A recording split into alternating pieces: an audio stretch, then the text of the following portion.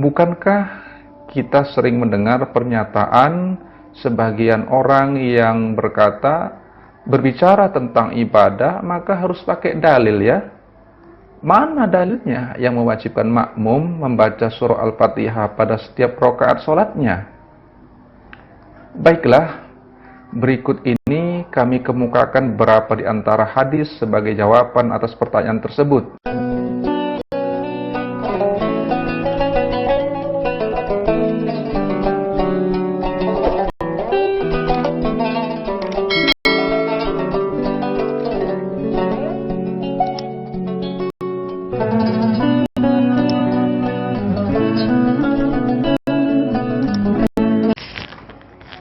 Assalamualaikum warahmatullahi wabarakatuh.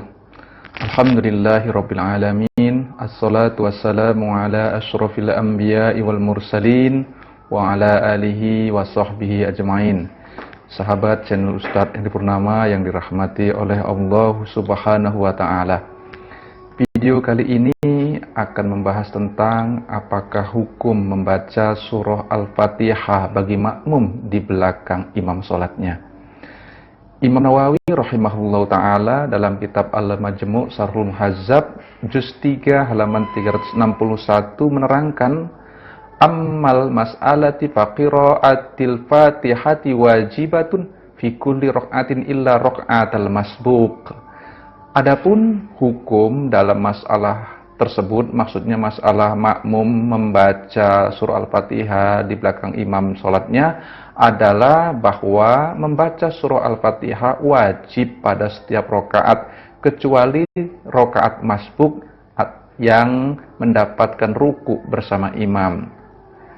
Sahabat channel Ustadz Hendy Purnama yang dirahmati oleh Allah Subhanahu wa taala, berarti menurut penjelasan Imam Nawawi bahwa setiap orang yang sholat baik menjadi imam, makmum, dan munfarid atau sholat sendirian wajib membaca surah Al-Fatihah pada setiap rakaatnya kecuali bagi makmum masbuk, yaitu makmum yang ikut sholat berjamaah tidak sempat membaca surah Al-Fatihah tapi masih sempat ruku bersama imam sholatnya, maka makmum masbuk tersebut sudah dihitung dapat satu rakaat, sebagaimana hadis yang diriwayatkan oleh Imam Abu Daud yang menyatakan, idza jaa ahadukumus sholata wa nahnu sujudun fasjudu wa la ta'udduha syai'a wa man adraka ruku'a faqad adraka raka'ah. Apabila salah seorang di antara kamu datang ikut sholat berjamaah dan kami sedang sujud, maka hendaklah ia ikut sujud dan jangan dihitungnya sebagai sudah dapat rakaat. Dan barang siapa yang mendapatkan ruku bersama imam, maka ia telah mendapatkan satu rakaat. Sahabat channel Ustadz Hendy Purnama yang dirahmati oleh Allah Subhanahu wa taala, bukankah kita sering mendengar pernyataan sebagian orang yang berkata, berbicara tentang ibadah maka harus pakai dalil ya? Mana dalilnya yang mewajibkan makmum membaca surah Al-Fatihah pada setiap rakaat sholatnya? Baiklah, berikut ini kami kemukakan beberapa di antara hadis sebagai jawaban atas pertanyaan tersebut. Hadis yang pertama adalah hadis riwayat Imam Bukhari dan Imam Muslim yang menyatakan, la sholata liman la yaqra'u bi fatihatil kitab. Tidak sah sholat bagi orang yang tidak membaca Fatihah kitab. Maksudnya tidak membaca surah Al-Fatihah. Hadis yang kedua dari Abu Hurairah radhiyallahu an, dari Nabi sallallahu alaihi wasallam, beliau bersabda, man shalla sholatan lam yaqra' fiha bi ummil Qur'an fahiya khidaj ghairu tamam. Faqila li Abi Hurairah radhiyallahu an, inna nakunu wara'al imam, faqal iqra' biha fi nafsik, rawahu Muslim. Barang siapa sholat tidak membaca Ummul Quran, maksudnya tidak membaca surah Al-Fatihah, maka ia khidaj. 3 kali Rasulullah menyatakannya, tidak sempurna. ketika itu ada yang bertanya kepada Abu Hurairah radhiyallahu an, sesungguhnya kami di belakang imam. Atau dengan bahasa lainnya, bagaimana kalau kami kan sebagai makmum di belakang imam? Abu Hurairah menjawab, bacalah dalam dirimu atau bacalah secara sir. Hadis riwayat Imam Muslim. Sahabat channel Ustadz Indi Purnama yang dirahmati oleh Allah Subhanahu wa taala. Dalil yang kedua ini selain menegaskan bahwa setiap orang yang sholat wajib membaca surah Al-Fatihah pada setiap rakaat, juga menegaskan sekalipun menjadi makmum dalam sholat tetap wajib membaca surah Al-Fatihah. Hadis ini juga mengajarkan supaya makmum membacanya dengan sir atau suara yang pelan saja. Dalil hadis yang ketiga dari Ubadah bin Somit radhiyallahu an, ia berkata, yang artinya, kami sholat di belakang Rasulullah Sallallahu Alaihi Wasallam pada sholat subuh. Maka Rasulullah Sallallahu Alaihi Wasallam membaca Al-Quran, agak berat beliau membacanya. Setelah sholat beliau bertanya, apakah kamu membaca Al-Quran di belakang imammu? Kami menjawab, iya wahai Rasulullah. Nabi bersabda, janganlah kamu membaca kecuali membaca surah Al-Fatihah. Hadis riwayat Abu Daud. Maknanya bahwa Nabi ketika itu menyatakan kalau beliau sedang membaca, maka janganlah kamu membaca kecuali membaca surah Al-Fatihah.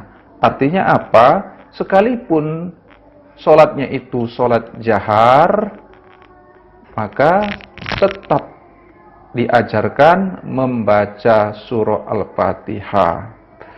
Hadis yang ketiga ini menerangkan bahwa sekalipun menjadi makmum, walaupun pada sholat yang imamnya mengeraskan suaranya, karena pada hadis itu diceritakan bahwa Nabi Shallallahu Alaihi Wasallam mengimami sholat subuh, maka makmum tetap wajib membaca surah Al-Fatihah sekalipun imamnya sedang membaca jahar. Buktinya Nabi menyatakan, janganlah kamu membaca kecuali membaca surah Al-Fatihah. Hadis yang keempat dari Ubadah bin Somit radhiyallahu an, ia berkata, shallabina Rasulullah sallallahu alaihi wasallam ba'da sholawati lati yajharu fiha bil qiraah. Faqal la yaqra'anna ahadum minkum idza jaharna bil qiraati illa bi ummil Qur'an. Rawahun Nasa'i. Salat Rasulullah sallallahu alaihi wasallam bersama kami, yakni pada salat yang dinyaringkan suara membaca Al-Qur'an atau salat yang jahar, maka Nabi bersabda sesudah salat, janganlah seseorang membaca Al-Qur'an di belakang saya jika saya mengeraskan suara kecuali membaca Ummul Quran atau membaca surah Al-Fatihah. Sahabat channel Ustadz Indi Purnama rahimakumullah, hadis yang keempat ini secara lebih tegas lagi memperjelas bahwa sekalipun dalam sholat yang jahar bacaannya, makmum tetap wajib membaca surah Al-Fatihah.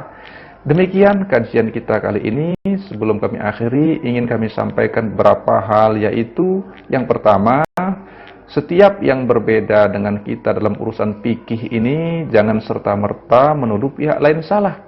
Sedangkan para imam, para ulama juga berbeda pendapat mengenai beberapa hukum.